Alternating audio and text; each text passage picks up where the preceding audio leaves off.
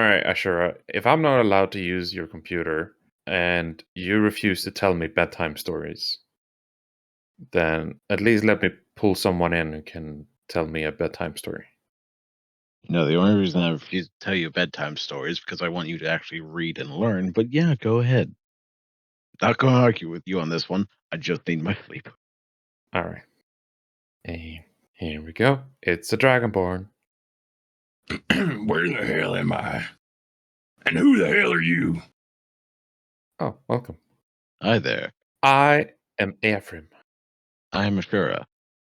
and this is the Delegation of Dreamers. Ooh. Sorry, we are both so tired. Okay. Clearly. Am I dreaming? Yes. I have to be dreaming. I wish I was right now. Well, this is better than normal. All right, well, I guess that's a good thing. Why am I here is the next question. Are you two figments of my imagination? Yes, we're just figments of your imagination. And if you'd like to take a seat and have a cup of tea and tell us about your adventures while I wrap myself in this blanket and close my eyes, don't worry, I'm still listening. Somehow I don't believe you. He just wants a bedtime story. All right, well, I've never been one for bedtime stories, but I'll see what I can do. This is way the hell better than my normal nightmares. Where do I even begin? With your name. Right, where are my manners? Name's Richter Ironhyde. And, I'm a monster hunter. I guess that's what I do for a living. I spent the last couple days in the place called the Realm of Forgotten Memories. Wherever that is. Oh, that's over here. I know this place. I thought you said this was a dream. Well, technically you are dreaming. What? Oh, that's spooky. All right, this is the new one. You can actually dream and be in the same realm as you're currently in. What? Now, this is a good story. Oh, wow. What the hell was in that book? Okay, so let me get this straight. I'm currently dreaming. However, I'm also actually in the realm of forgotten memories. You know, in a library. Do you happen to know where the city of Pericule is? I've flown over that multiple times. Okay, so it is. Oh, boy. I'm not allowed to fly over cities. Not since the incident. Well, it's probably good. Dare I ask? Only the bravest adventurers dare to ask.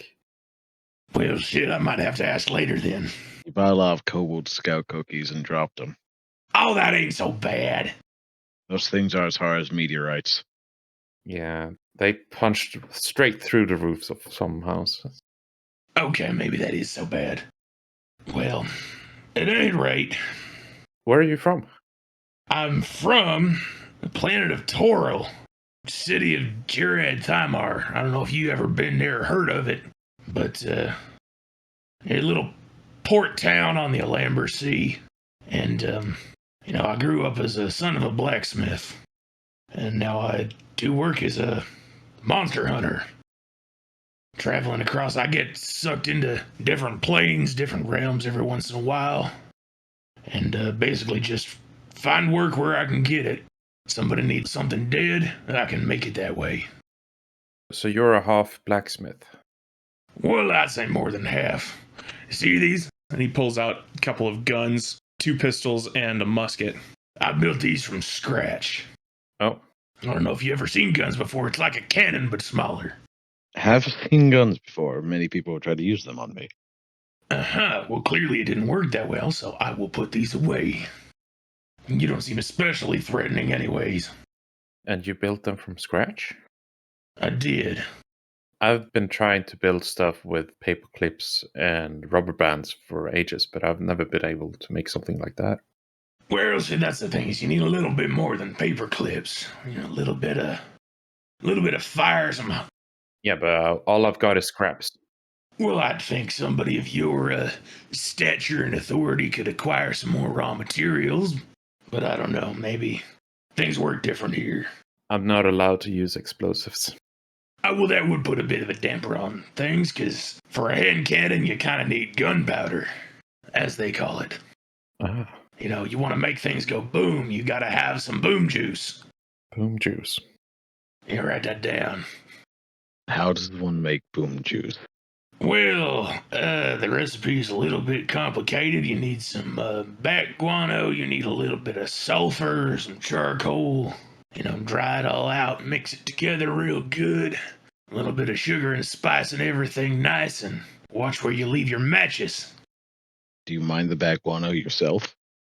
Well, not usually. That's the only reason I ever go to a magic shop. It's apparently sold as a material component for something like, I don't know, fireball, I think. Uses it as a spell component or something, gets burnt up, so they usually keep pretty good stocks on hand because it's a popular item, and as it happens, it also happens to be useful for non-magical purposes. So I sort of draw the line at poop. I don't feel like it's fun if I have to use poop. Well, you ever heard the phrase necessity is the mother of invention? Yeah, I wouldn't follow that mother's rules. Well, you've clearly never been desperate enough. Oh. People can go to some pretty dark places if they're pressed too hard. Feel like you've been there before. Indeed I have. This life ain't been kind to me, but heaven don't want me and hell won't let me back in, so I just use my talent for killing to stay alive until something finally does take me out. So why is that? Why aren't you allowed in either hell or heaven? Well, hell won't let me back in. Is it because you play with poop? Because if I was playing with bat poop, then I wouldn't be allowed indoors either. This one doesn't take kindly to figures of speech, does he? Never has. I don't think he ever will. No matter how many times I try. Noted. All right. Well, to make the short story long, hell won't let me back in because I already got sent there once and fought my way back out tooth and nail. Barely made it out alive, but, I made it. What was I doing? Boy, this really is a realm of forgotten memories. I was hired to help solve a haunted house mystery. There was some decrepit old mansion on a hill outside of a little farm town, and they'd noticed a whole bunch of, zombie incursions and these weird, like, scarecrow monsters. Crops were dying, animals getting mutated, all kinds of nastiness, and the town was getting desperate, so they pooled their money and hired a group of adventurers to try and figure out what was going on and put a stop to it. And I was one of them adventurers. So we went in. The zombies were the least of the problems. There were these, scarecrow monsters that were like half mechanical and half unnaturally alive. If they caught you, they'd try and tackle you to the ground and inject black slime down your throat and turn you into one of them. Ew. They almost got me several times. Sounds horrible. It wasn't great, but it's not the worst thing I've experienced. We got into the house proper and started fighting off spectral assassins and slime monsters. One of them almost got me too, almost killed me. I think that might actually be when I went to hell. Because I'd done enough wrong in my life that I probably deserved it, but I felt like I wasn't done yet. I had to get back home. So I did. And where is home? Well, I try not to think about that too much. Like I said, I'm from a little port town called Thamar. And, son of a blacksmith, but I haven't been back in. Gosh, it's been almost a decade since I left. I'm sure they miss you. I don't think anybody there misses me. I caused too many problems. Like what? Well, is it okay to tell a horror story as a bedtime story? Oh, yeah. I mean, any story at bedtime is a bedtime story. I mean, you already started with the spooky house. Like I said, that wasn't the worst thing. Well, alright then, strap in, kiddos, because I'm gonna tell you a tale. It was my 25th birthday, and me and some friends were at the Drunken Dragon Inn, and I was, shall we say, given the tavern its name. I'd had a few too many and decided to go walk it off a little bit. Fresh air's always nice, especially in the fall. It's just so pretty. All the leaves changing color and air gets a little crisp. It's real nice. So me and my girlfriend, Sly, she's a tiefling, sharpest wit I ever met in my life. And real quiet, but once you got to know her, she was really something special. Her and I and a half-orc buddy of mine named Glaren went for a walk in old man McLean's peach orchard. And what do we find in that peach orchard except this big-ass grick curled up in top of a peach tree in broad daylight? This was about 3 o'clock in the afternoon, and believe it or not, you ever seen a grick before? No, I don't think I have. Not sounding familiar. Pray you never do. Let's put it this way. They're normally about 8 or 10 feet long, kind of big old worm-like creature, mottled gray skin, octopus tentacles for a face, one beady little black eye, and the beak of a kraken. Ugly bastards. And they're mean. They're usually cave dwellers, and they kind of keep to themselves, so gods only know why this one was up a peach tree in the middle of the day. Gathering peaches? It was asleep, my friend, and I still haven't figured out why. Maybe it just ate. Well, here's the thing, they're carnivorous. As I found out the hard way. I'll admit we must have still been a little bit drunk. So, that's the danger of the phrase, hold my ale and watch this. As I told my buddy and my girlfriend I was going to try and wake it up. I thought we could outrun the bastard, because I'm pretty damn fast, but it turns out that grick was faster. Oh. I woke it up, I went and poked it, and it crawled down the tree and chased us, and caught up to us almost immediately. The first person it got to was Sly. Just grabbed her, picked her up, and without so much as a blink, just swallowed her whole. And I couldn't do anything. I was flat-backed on the ground. I'd tripped over a rock. My buddy Glaren kept running, never looked back. Made it back to town. But I watched my girlfriend, who I was about to propose to, get eaten alive by this monster. I could still hear her screaming. And then it came over to me, and it stood there. I closed my eyes, waiting for the inevitable. And then I opened up again, and it was just looking at me. As if I didn't deserve to be taken from this earth, like it would be more of a punishment for me to sit there and watch the consequences of my actions. And then it turned and left and headed back to the town. Oh, did it attack the town? It did. I later found out that my brother, my younger brother, big old blue dragonborn, his name's Gravithrax, killed that thing, wrestled it to the ground, and just blasted some fire down its throat. And he became a local hero. Oh. Nobody ever knew why it came into the town to begin with. Oh, yeah, Gravithrax. We actually talked to him a while back. Oh, you met him? Mm-hmm. Well, how's he doing? He seems to be doing good. We've been hanging out and... He's a very jolly fellow. Yeah, that sounds like him. Yeah, last time I saw him, we had a bit of a falling out. Oh. Yeah, because after the whole Grick attack thing, I couldn't stop thinking about it. I couldn't, I closed my eyes and I could see it before my eyes. I couldn't sleep. I started having nightmares just constantly, and it started destroying my life, so I decided I had to do something about it. So that's when I invented these firearms of mine. I spent days and nights, working into the wee hours of the morning, trying to prototype, do the engineering, figure out how to make these things actually deadly. And eventually I succeeded. I went and hunted down the nest that Grick came from and exterminated it, every last one of them. But it didn't fix the problem. It didn't make me feel any less depressed or less suicidal. It didn't make me feel like everything was right with the world. It just felt more hollow. So I eventually realized that my presence in the town was going to start causing problems. People were asking questions about why I'd changed, why I was why I'd become a different person. My brother was asking the same thing. He tried to help. He tried to get into conversations, but he didn't know what was going on, and I couldn't tell him. It would have crushed him. So I took off. I left a note not to come after me, and he found it, but by the next morning I was already gone. I haven't seen him since. I wonder how he's doing sometimes. I wouldn't exactly call that falling out.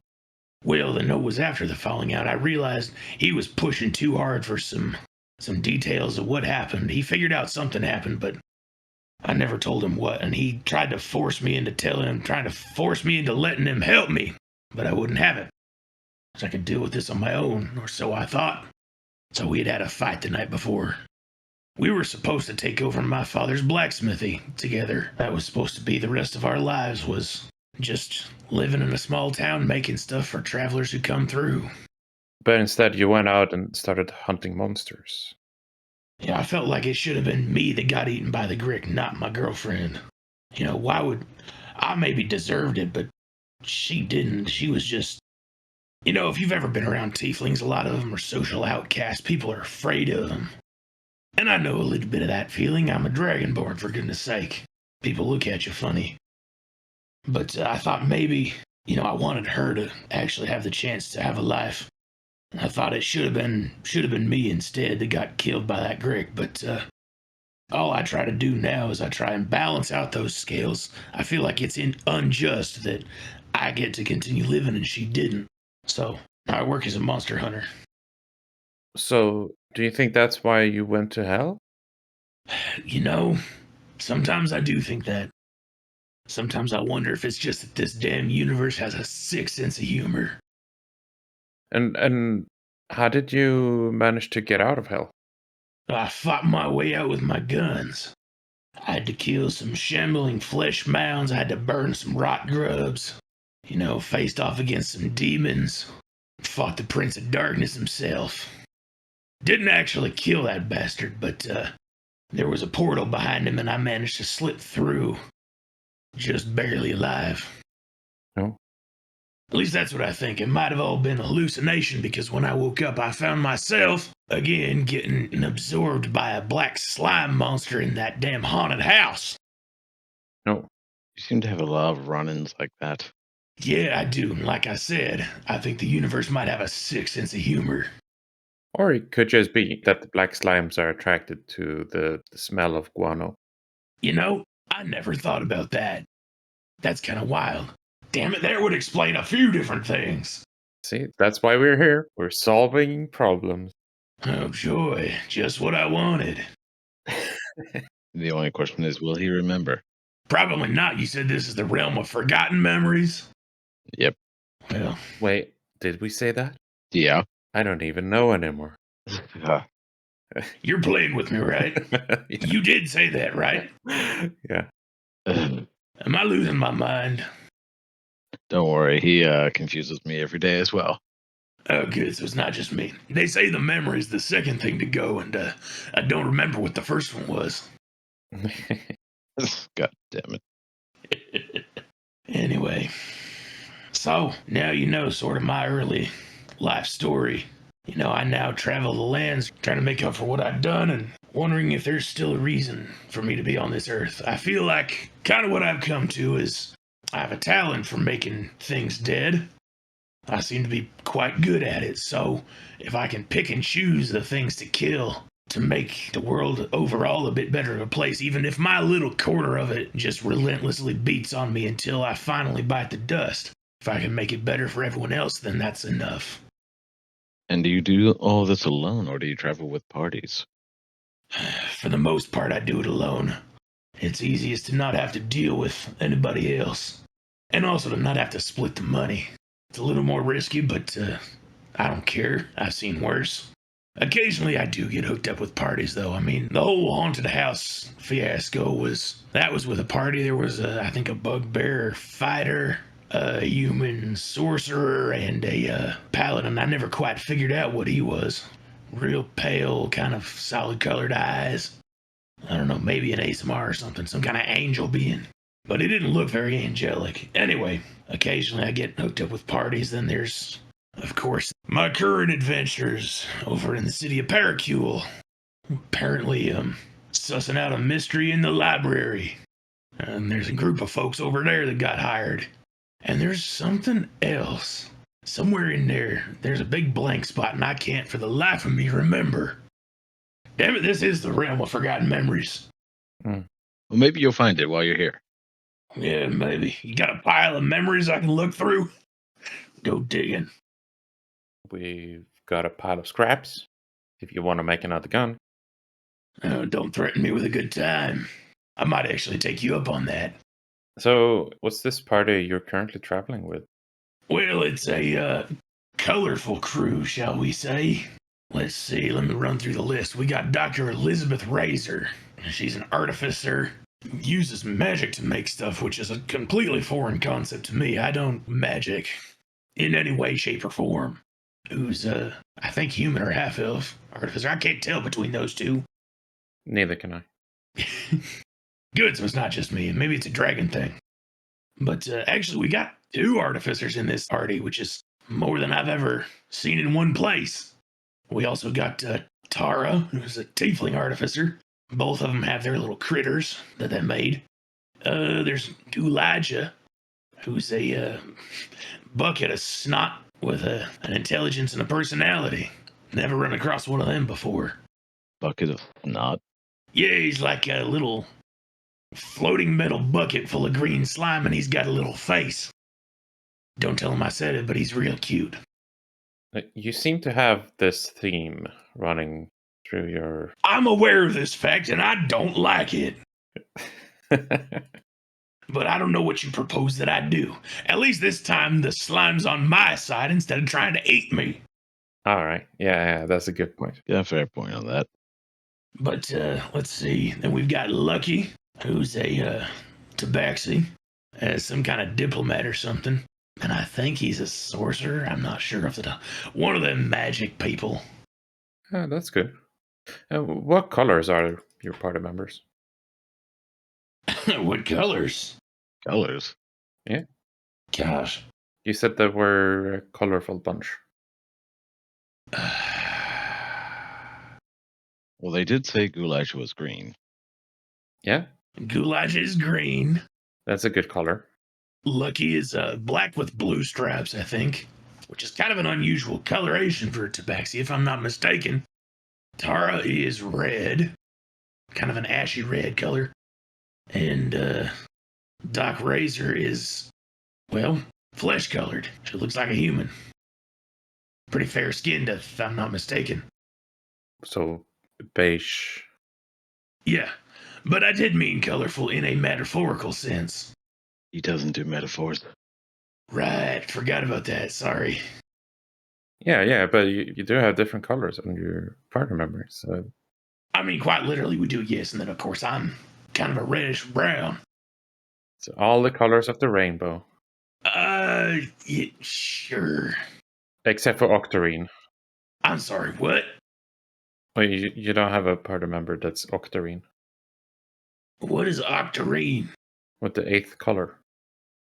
You know what, I'm not even going to worry about it. So yeah, that's the group that I'm chilling with over in Barracule. Now, that is turning out to be quite the mess, shall we say. Oh? We got hired to figure out... Sorry, what was that? I said, oh? I thought you were about to say something else because I seem to have a habit of talking over people. No, but sometimes my O's are profound in their own rights. Maybe I ought to try that sometime. People would stop asking me questions. But what are you doing over in Paracule? Well, apparently the person running the library needed the help of some adventurers, which is a bit uncommon for libraries. Usually dusty old books and people that are generally disasters don't go together. However, there's a book in the library, apparently, which is, What? There's a book in the library? shocker, I know. I'm sorry. Don't apologize for perfection, my friend. Humor is the only saving grace in this dark world. So this book in the library's got pieces of it that are missing. Not like actual pages, but text off of the pages has gone missing. And apparently it's kind of important. I haven't fully figured out why yet, but the librarian Bartholomew assures me that it is intensely valuable. So we go to crack it open and check out what's going on. And that damn book sucked this whole party into itself and into his little storybook setting. You got sucked into a book? It's And not just from reading it? no, literally physically sucked into the world of the story, which is a first for me too. I've seen some shit, but that's a new one on me. Yeah, not everything is a metaphor. Come on, keep up. Yeah, come on, sure, get with the program. You and I are going to have some words later. Anyway, we get sucked into this book, and it's a damn children's story. You familiar with the Three Little Goblins? No, not really. I am. Been a while since I read that book. Well, yes, it's intended for people around the age of 3, maybe. And there was music playing in the background the entire damn time. It started to drive me insane. This real cutesy, kind of sparkly upbeat garbage just made me sick. It's like if you tried to eat too much candy and that's all you ever ate. You'd get sick of it after a while. Yeah. It's like that. Anyways, I digress. We found ourselves actually physically in this book, and we all turned into like little plush toy versions of ourselves, which is one of the scariest things that's ever happened to me, and that's saying something. That sounds cute. Why was being a plush toy so scary? Well, so here's the thing. Number 1, I hate cutesy shit. Number 2, it turned my guns into little rubber cork pop guns, and I don't know how to fix those apparently. Oh? I had to have Dr. Razor fix them for me once or twice because they kept misfiring. I didn't design them to be like that. So the book screwed them up, and I'm suddenly useless if I don't have my firearms. I can't do what I do best. You couldn't just tie the strings together? Shut up. I'm telling the story here. All right, fair. So what did you end up doing? Well, so we met a stone giant in the story. Grabgore, I think is his name. And I guess the 3 little goblins had been stealing his produce or something. So, in children's story fashion, that was the main plot of the book. So we decided to mix things up a little bit and went after the goblins and started hunting them down. Started trying to kill them off. Turns out them crafty bastards had cloning technology. They had a tunnel system underneath their houses. And we found vats that were growing more goblins and some kind of arcane generator powering the whole situation. And we'd kill one of them and they'd come back later. And we'd kill 3 of them and they'd come back later. And so we thought maybe we could put an end to it. Well, take a wild guess as to what happened when we, shall we say, disconnected that generator. You put an end to it. No. That thing went up in a puff of wild magic, and it body swapped the entire damn party. I ended up in Tara's body. Huh. And I'm trying to remember who it was. I think it was either Tara or Razor ended up in my body, and I almost strangled myself or them. But everybody switched bodies, and that was the other really unsettling thing. Because, again, I don't do magic stuff. I ended up in the body of somebody who was very magical, and that was all they did. And I don't know how that works. And I had to try and tell them how to use a gun, because apparently somebody doesn't know how to pull a damn trigger. Anyway, getting ahead of myself. So we ended up body swapped, and we had to get unbody swapped. Only way to do that was to find a wishing well, which ended up full of ink, or ink monsters. Again, you see the theme? No. We got attacked by black slime monsters. Which is something that I've had happen to me more times than I'd care to admit. Anyway, so we fought those off. Gulaj almost died. And got ourselves unswapped. Thank goodness. I think I would have killed myself if I had to spend the rest of my life as a damn tiefling. It's that bad, huh? More accurately, I would have killed myself if I had to spend the rest of my life watching a tiefling pilot my body. All right, yeah, that's fair. Again, I've been through some stuff, but this is all new experience, so I'm not quite sure yet how to reconcile all this, what to do about it. But that being said, got that taken care of, got through the end of the story, had to fight a house on legs of some kind. Them goblins is crafty, apparently. They made some mechanical legs for this house, and they were trying to attack us with it. But, well, we had the stone giant on our side by this point, so he ripped one of them legs off and used it to beat the house to death, which is an interesting sentence. That's one I haven't heard before. Nope, it's brand new on me too. Tastes kind of funny coming out the old mouth, but it is what it is. So we finished that. The story spat us back out into the library. And as of currently, we're taking a rest, collecting ourselves, gearing up for whatever the next fresh hell is that gets thrown at us when we go back into that book. Going back into the same book? Well, I don't know. I mean, apparently our job ain't finished. I don't know if it's the same book or a different one, but that's a problem for tomorrow me. As of currently, at least so I thought, I was taking a nap trying to recover some strength. But I ended up here talking to you fine dragons. Oh, I thank you. That's very kind of you. Well, I try to be gracious to a host, especially if they might have jobs for me in the future. Just basic professionalism. I can see that. So where do you think your journey will take you after this? Well, I don't know. I suppose it depends on whether I survive the Pericule Library. Because if I know anything about books, it's that there's some things in there that are wilder and more fantastical than anything in the real world. Whatever the real world actually is, anyway. So I may have to face off against some things that are actually impossible. And who knows if you die in a book, if you get spat back out, or if you just die in real life. This is all brand new, so if I survive that, I mean, at this point, this is my job. I'm just on to the next gig. All right. It sounds like you've put him to sleep with your many a tale. Apparently it actually worked. Yeah, appreciate it. I can never get him down easily. Well, give me a ring if you ever need more. Absolutely will do, and I think it's time that you head back yourself. Well, have a good one. You too. Have a good awakening.